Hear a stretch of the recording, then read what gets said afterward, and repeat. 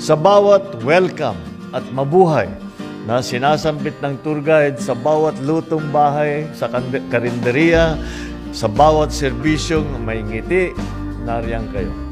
Ang ating mga lokal na negosyante sa turismo.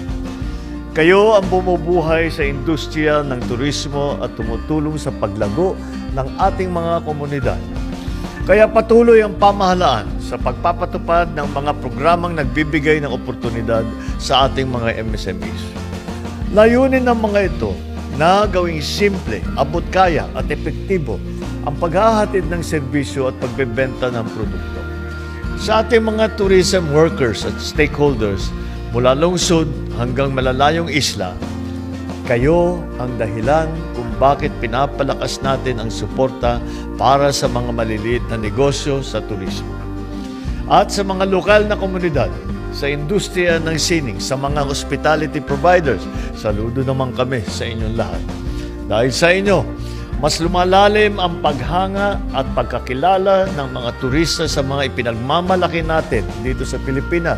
Para sa amin, malaking tulong ito kasi nakakapag-augment sa aming mga financial requirements, lalo na sa aming mga SME. Makakatulong to kasi even sa small SME, malaking bagay ito para sa government government program.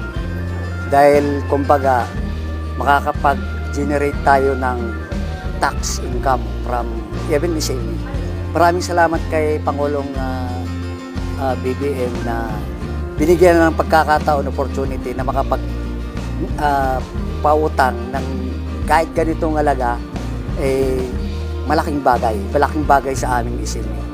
Everyone that is in the tourism business can avail of the loan that's under the DTI SB Corporation, which is the bank that's part of the DTI. So just like all other MSMEs, we give loan assistance to the different MSMEs. And for this program, it's actually for the tourism-led businesses na MSME.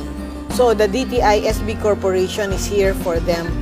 They can actually go to sbcorp.gov.ph and check what different loans that they can avail, especially those that are in the tourism business. Of course, DTI SB Corporation is committed to really help the MSMEs in the tourism industry or tourism business.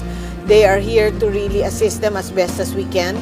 They can take a loan from 10,000 all the way to 10 million, no collateral, and 1 year no payment of principal and interest.